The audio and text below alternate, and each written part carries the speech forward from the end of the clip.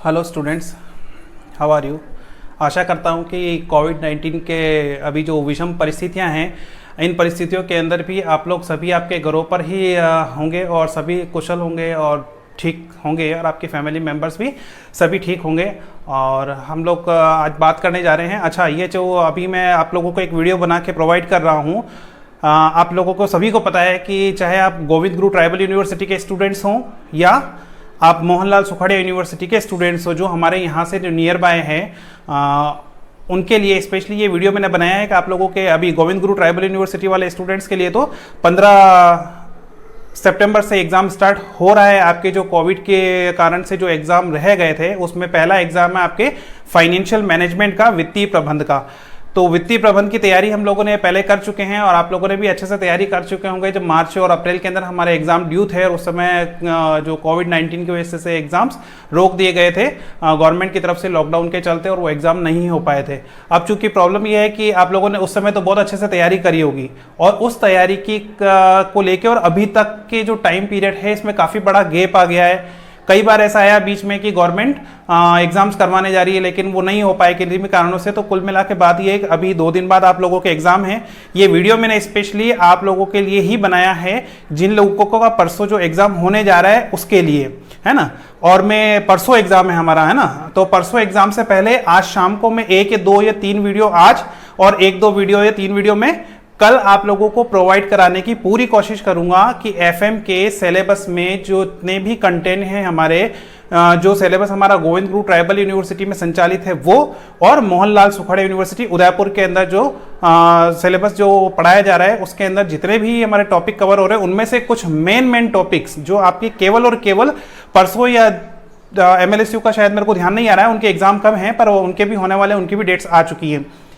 तो ये जो एग्जाम्स के अंदर हम लोगों को जो टॉपिक्स कवर करने हैं, मेन जो टॉपिक कवर करने हैं, केवल मैं उतना ही अभी इन वीडियोस के अंदर, इन जो 4-5 वीडियो 8 वीडियो आप लोगों को प्रोवाइड करूंगा, उन वीडियोस के अंदर केवल और केवल एग्जाम पर्पज से ही बात कर रहा हूं मैं अभी। और उन एग्जाम्स के अंदर जो टॉपिक्स हमारे कवर हो रहे हैं, मेन इंपॉर्टेंट जो हैं, है ना, उसमें से मैंने कुछ टॉपिक्स छांट लिए हैं। उन टॉपिक से रिलेटेड जो क्वेश्चंस है और कॉन्सेप्ट है, कॉन्सेप्ट आप लोगों ने बहुत डिटेल में पढ़ चुके होंगे, लेकिन जो इंपॉर्टेंट क्वेश्चंस हैं, उन क्वेश्चंस को मैं आप लोगों को यहाँ पे सॉल्व करके अभी बता दूंगा, है ना। तो आप लोग मेरे इस चैनल को सब्सक्राइब कर लें, जिससे कि मैं शाम को और कल जो वीडियोस अपलोड करूंगा वो वीडियोस आप लोगों को मिल जाएं, ठीक है। तो हम लोग बात करना स्टार्ट करते हैं यहाँ पे। अच्छा, मैं यहाँ पे जो है सिलेबस जो है वो स्टार्टिंग से बात नहीं कर रहा हूँ, मैं यहाँ पे कुछ जो टॉपिक्स हैं हमारे बीच में इंपॉर्टेंट, उनकी ही बात कर रहा हूँ केवल। तो सबसे पहले हमारा एक इंपॉर्टेंट टॉपिक है जिसके ऊपर क्वेश्चन आता ही आता है, वो है हमारा कॉस्ट ऑफ कैपिटल, पूंजी की लागत। ये हम लोगों ने डिटेल में पढ़ चुके हैं। अच्छा, ये एक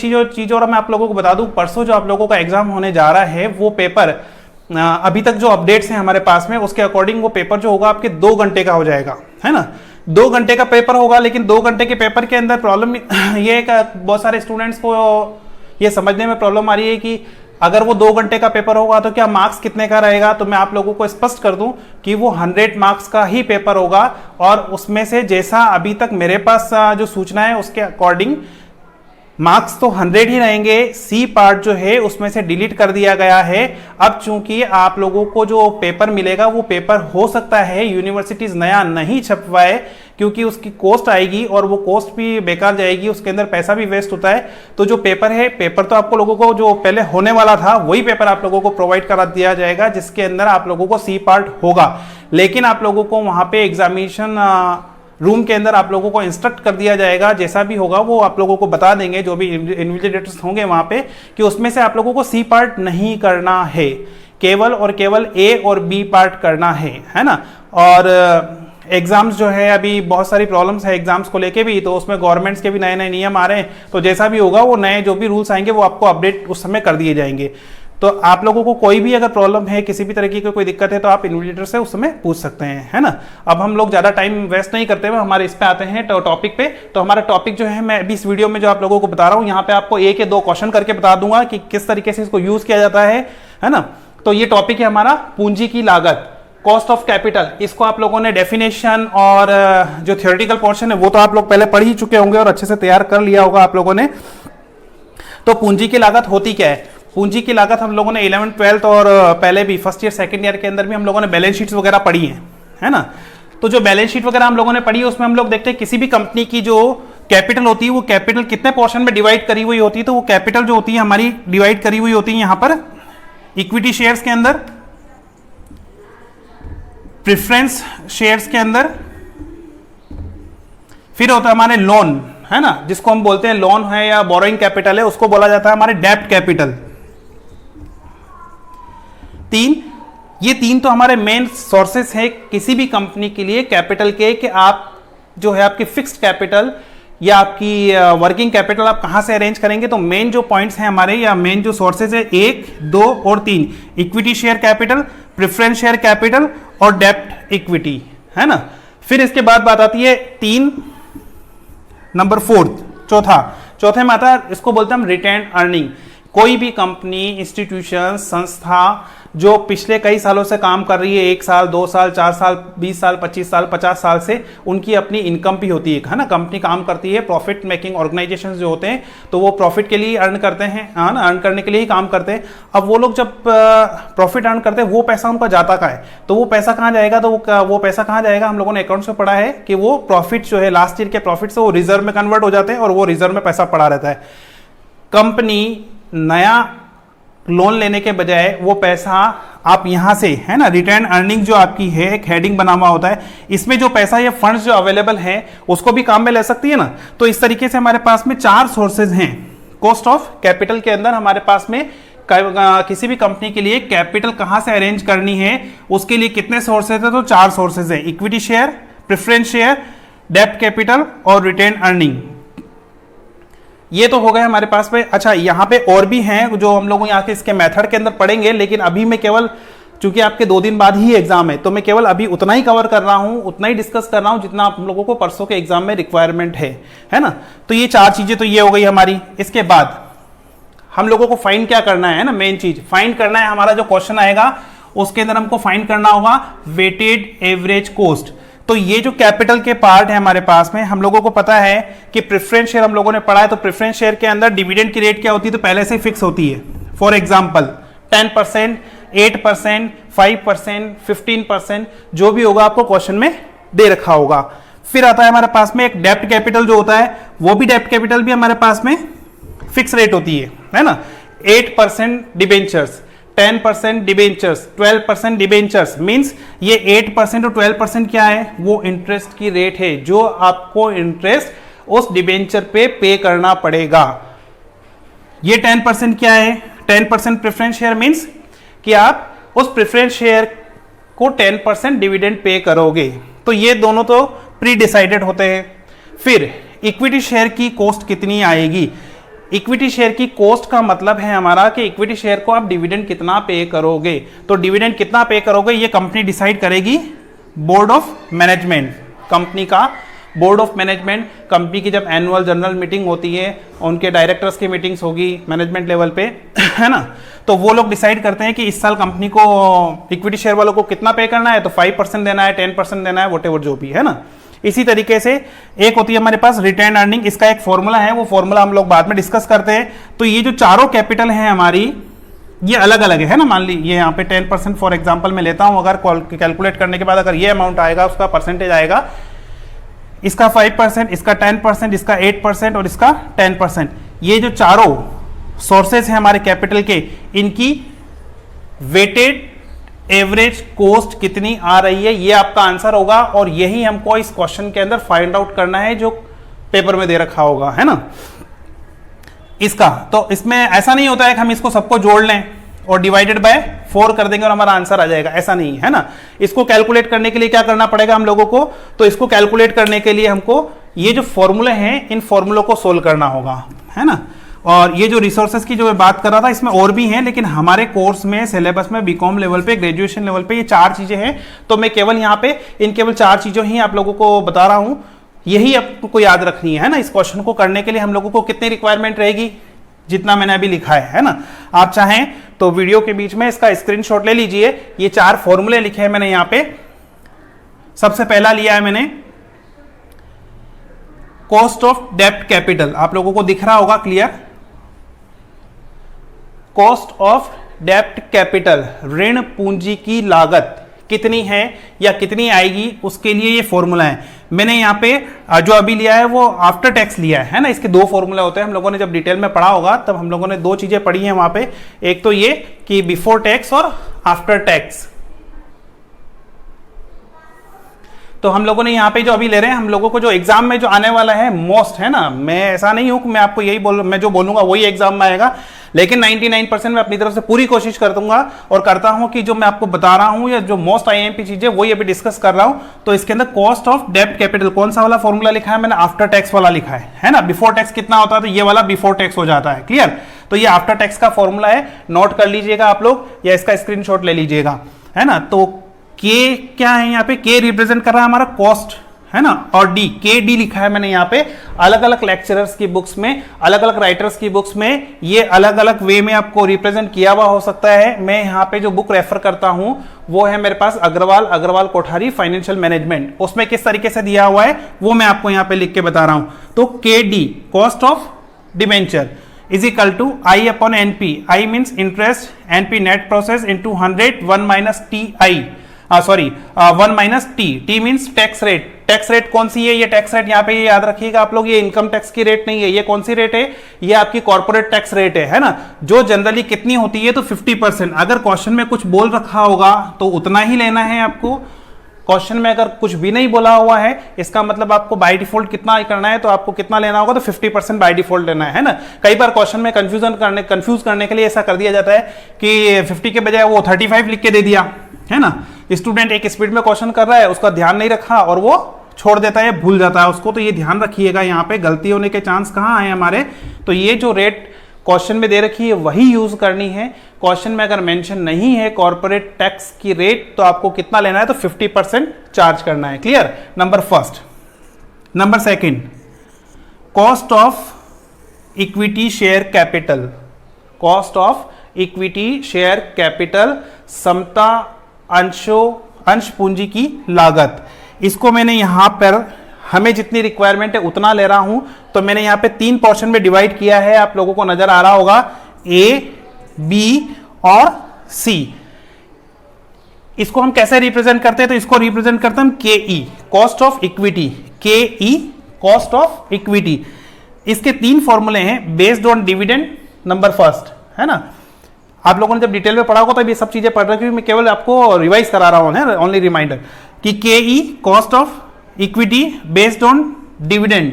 तो इसका फॉर्मूला है DPS upon MP into 100। DPS means dividend per share, dividend per share divided by MP market price per share into 100, clear. Next, या तो ये फॉर्मूला यूज करेंगे हम, या फिर K E is equal to EPS, E elephant है ना, EPS earning, E means earning या एलिफेंट से, तो EPS earning per share, EPS earning per share divided by MP market price into 100, ये फॉर्मूला, ठीक। तीसरा फॉर्मूला है हमारा और करके इसके अंदर, तो तीसरा फॉर्मूला है हमारा यहाँ पे K E cost of equity is equal to DPS upon MP into 100। तो ये आपको तो फॉर्मूला सेम ही दिख रहा है, उसमें और उसमें चेंज क्या है। इस थर्ड वाले मेथड को हम लोग जब डिटेल में पढ़ते हैं तब हम बोलते हैं इसको ग्रोथ रेट मेथड, है ना, ग्रोथ रेट मेथड। यहां पे मैंने फॉर्मूला जो लिखा है आपको नजर आ रहा होगा, ये फॉर्मूला तो मैंने ऊपर वाला लिख दिया, यहां से फर्स्ट वाला है ना, डीपीएस अपॉन एमपी इंटू 100। यहां मैंने किया है प्लस जी, जी मीन्स ग्रोथ रेट, जी मीन्स ग्रोथ रेट, जो एवरी ईयर डिविडेंड में कितना ग्रोथ होगा हर साल। 10% इनकम बढ़ रही है आपकी, है ना, 10% every year, 20% every year, 5% every year, what ever जो भी आपको क्वेश्चन में गिवन होगा वो। तो 3 फॉर्मूले हमारे पास में, DPS upon MP into 100, EPS upon MP into 100, और ग्रोथ रेट का फॉर्मूला क्या हो जाएगा, DPS upon MP into 100 plus G growth rate. इन तीनों में से कौन सा फॉर्मूला लगेगा, तो फॉर्मूले तो आपको तीनों याद रखने पड़ेंगे। फॉर्मूला कौन सा यूज आएगा, तो जो क्वेश्चन में आपको जो इंफॉर्मेशन दे रखी है उसके अकॉर्डिंग वो फॉर्मूला हम लोगों को यूज करना होगा। 2 मेथड हो गए हमारे, कॉस्ट ऑफ डेब्ट capital, cost of equity share capital. इसके बाद में है हमारे पास में number 3, cost of preference share, पूर्वाधिकार अंशों की लागत, कॉस्ट ऑफ प्रेफरेंस शेयर, पूर्वाधिकार अंशों की लागत, बहुत सिंपल फॉर्मूला है इसका, KP cost of preference share is equal to DPS upon MP into 100, dividend per share divided by net proceeds into 100। ये ध्यान रखिएगा, डेब्ट कैपिटल के अंदर और प्रेफरेंस शेयर के अंदर हम लोग यहां पे NP वर्ड यूज करते हैं, नेट प्रोसेस, है ना, बाद में बता दूंगा अगर मैं कि NP मींस क्या और कैसे कैलकुलेट करते हैं उसको। और इक्विटी शेयर और नंबर 4 जो आगे बढ़ रहे हैं रिटेन अर्निंग, इनके फॉर्मूले के अंदर NP के बजाय MP market price word use किया जाएगा। क्लियर? तो नंबर 4 थे हमारे पास में कॉस्ट ऑफ रिटेन अर्निंग, इसका फॉर्मूला हमारे पास में KR is equal to EPS earning per share, है ना, जो आपको क्वेश्चन में दे रखा था यहाँ पे, जो हम ये यूज करेंगे वही वहां पे भी यूज आता है। तो EPS earning per share bracket 1 minus TI, है ना, TI income tax rate. Clear? ये आपको क्वेश्चन में गिवन होगा अलग से। EPS bracket 1 minus TI divided by MP into 100। तो ये चारों फॉर्मूले हैं, ये ध्यान रखिएगा, यहां पे MP, यहां पे MP, ये NP है, ये NP है, और यहां पे केवल डेब्ट कैपिटल के लिए केवल T कॉर्पोरेट टैक्स की रेट यूज आएगी, और यहां पे आपकी टैक्स की रेट आएगी, तो क्या आएगी यहाँ पे इनकम टैक्स की रेट, है ना, शेयर के साथ में गिवन होगी क्वेश्चन में। हम लोग एक क्वेश्चन लेंगे तो वो उस पर हम लोग देखते हैं ना।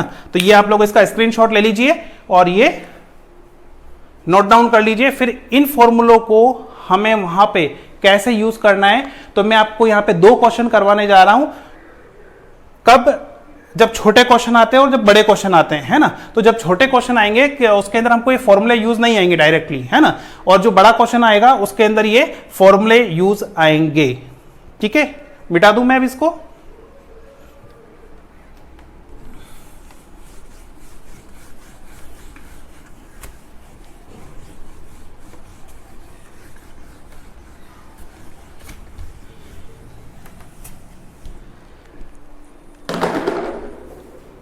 मेरा मोबाइल नंबर है 9929480530। क्लियर? ये मेरा व्हाट्सअप नंबर भी है, आप लोग इसे लिख लीजिए।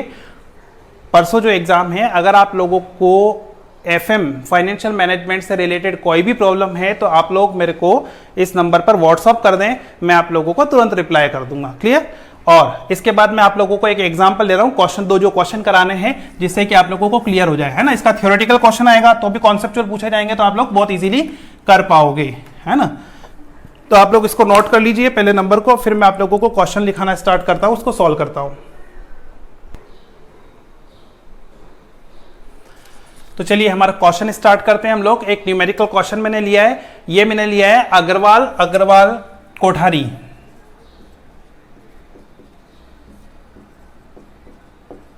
अग्रवाल कोठारी की बुक में से क्वेश्चन नंबर, अनसोल्ड क्वेश्चन है, क्वेश्चन नंबर 14 लिया है ना। क्वेश्चन नंबर 14 अनसोल्ड क्वेश्चन है, अग्रवाल कोठारी में से लिया है मैंने यहाँ पर।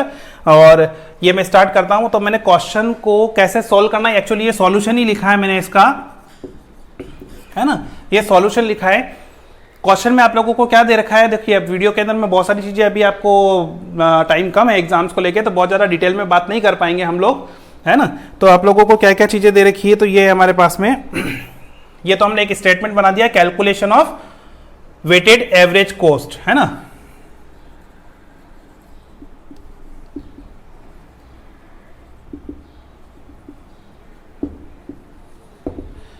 इसमें आप लोगों को क्वेश्चन जो दे रखा होगा उसके बाद सॉल्यूशन कैसे करना है, मैं केवल डायरेक्ट इतना सा डिस्कस कर रहा हूं। 5 कॉलम बनाने हैं, सोर्सेस,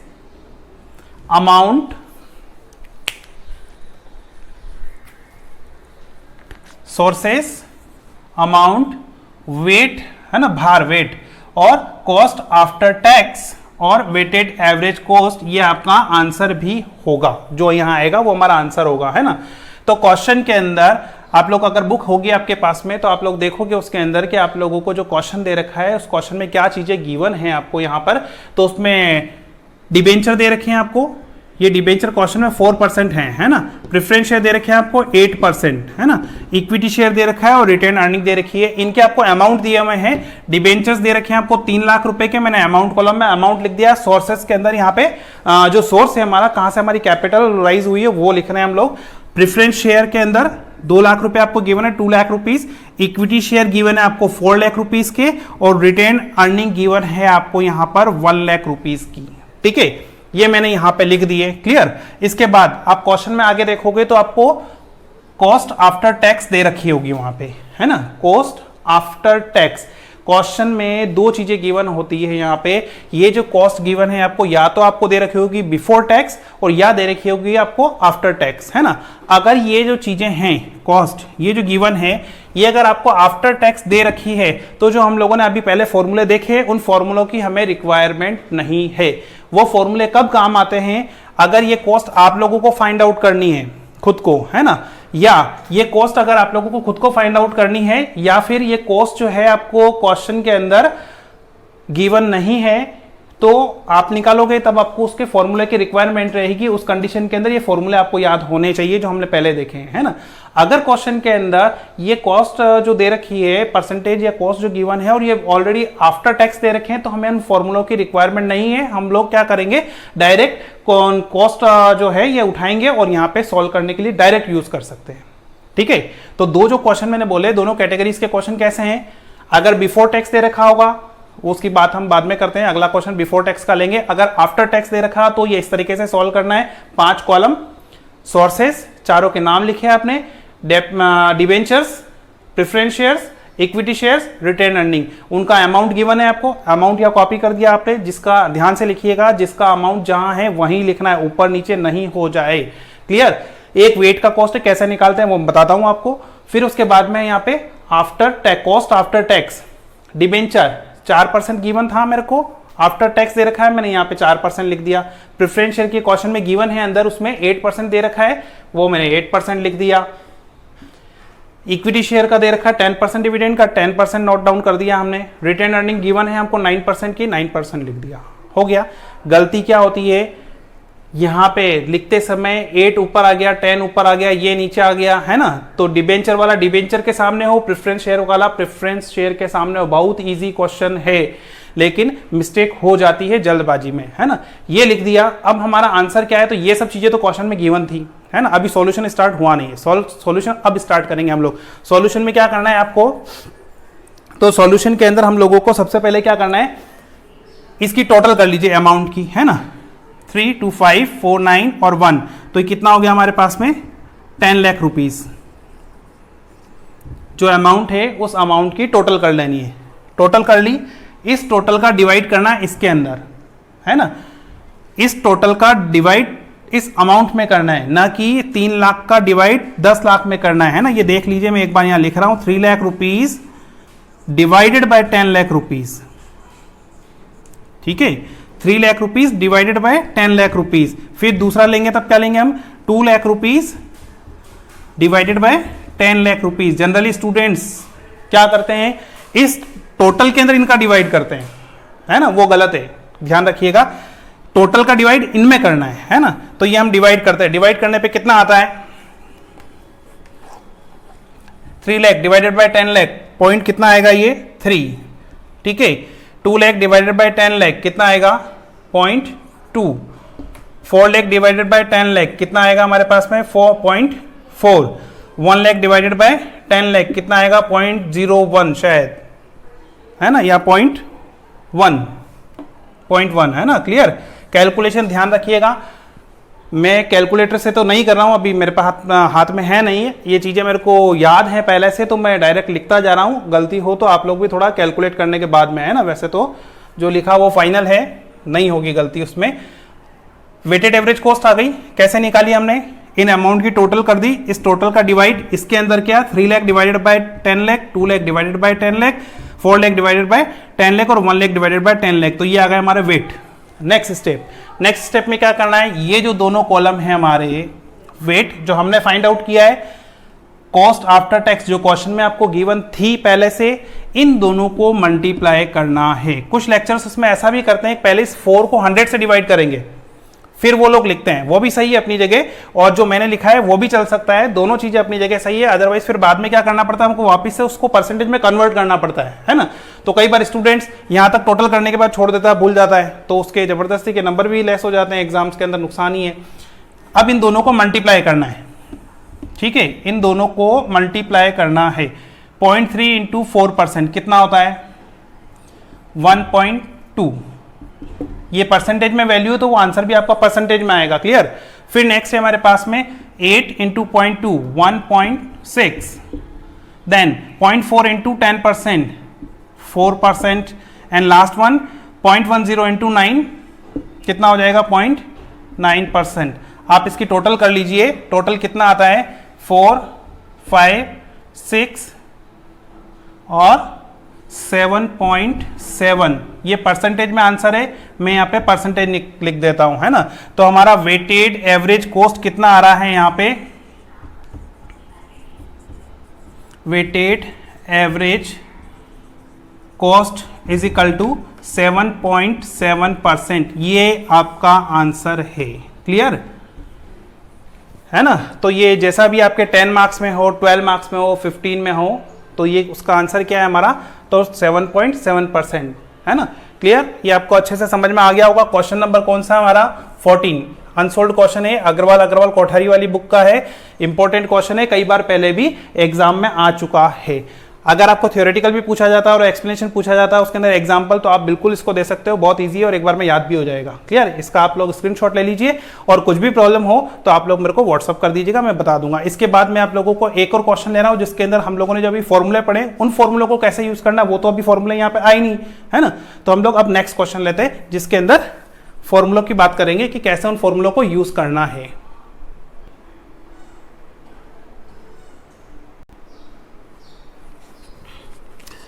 तो हमारा नेक्स्ट क्वेश्चन स्टार्ट करते हैं हम लोग।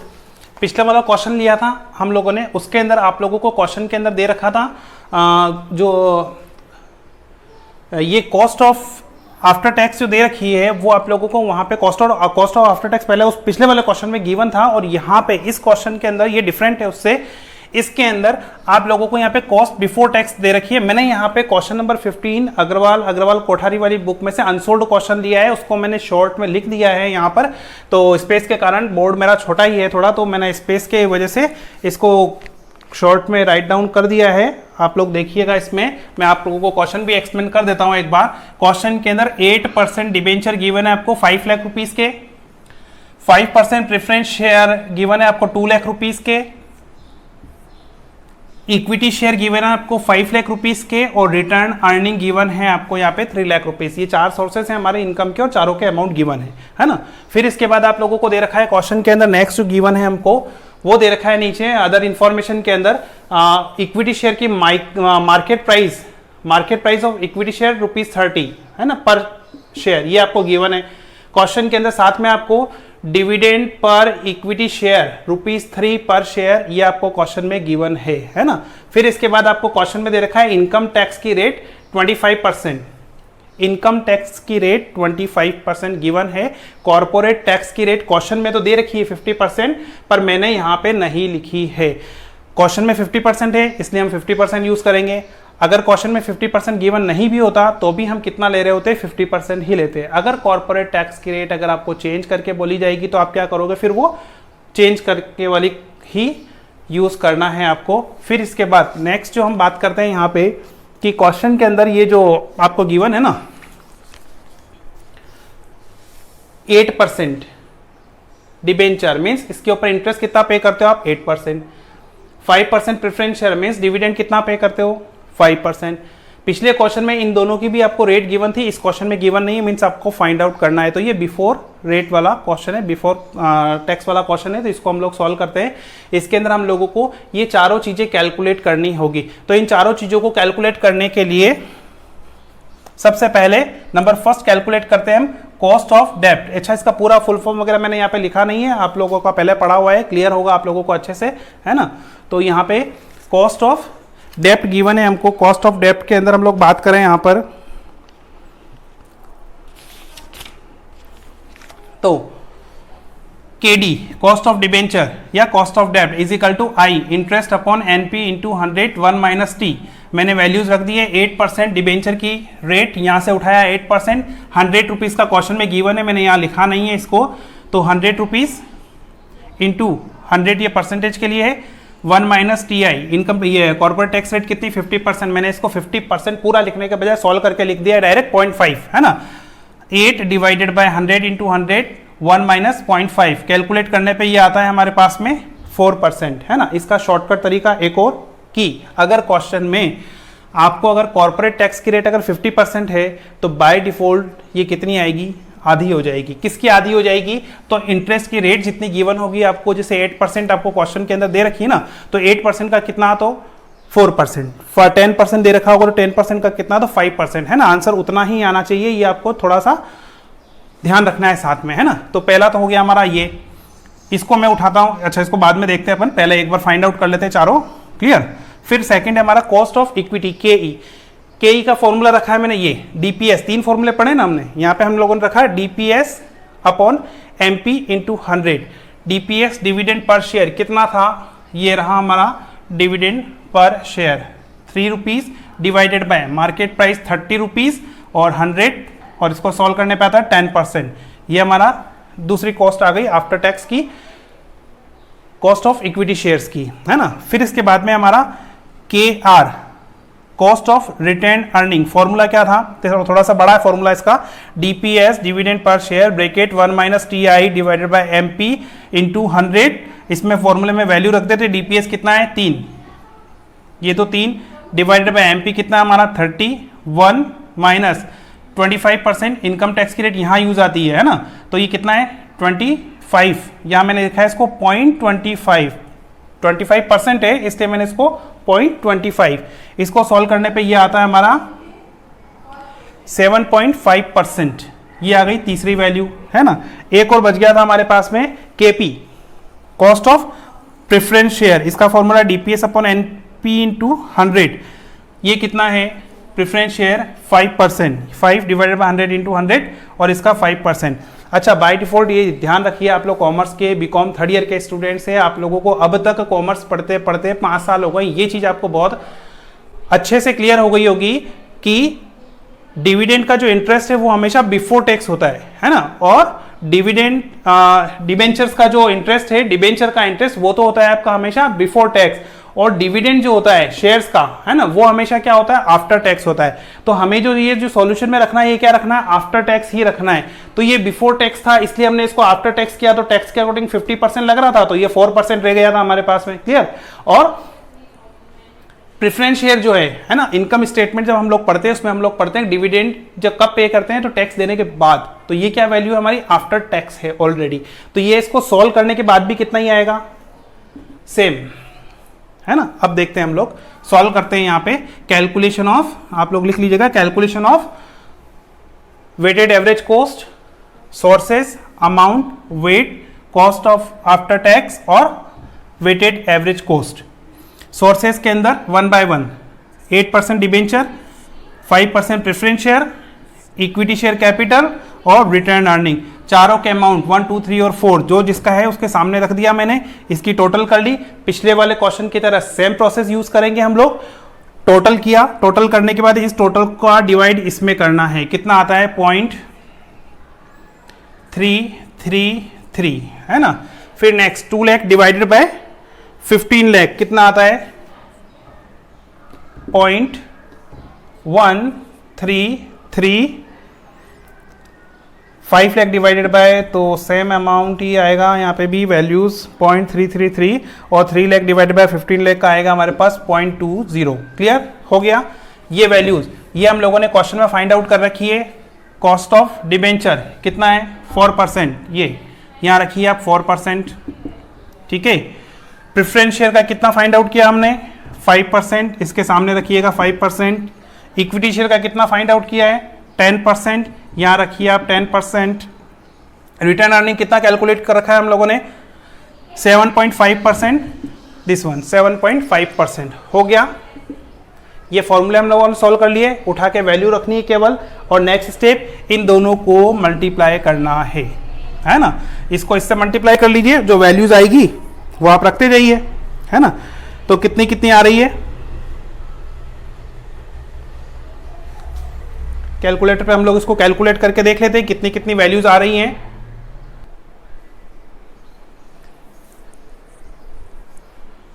तो ये वैल्यूज मैंने यहाँ पे कैलकुलेटर के ऊपर कैलकुलेट करके रख दी हैं। वेटेड एवरेज कॉस्ट हम लोगों ने इसको डिवाइड करके निकाल लिया। ये वैल्यूज है कॉस्ट आफ्टर टैक्स, यहाँ से हमने फॉर्मूला में से उठा के रखी है, इन दोनों को मल्टीप्लाई कर लिया।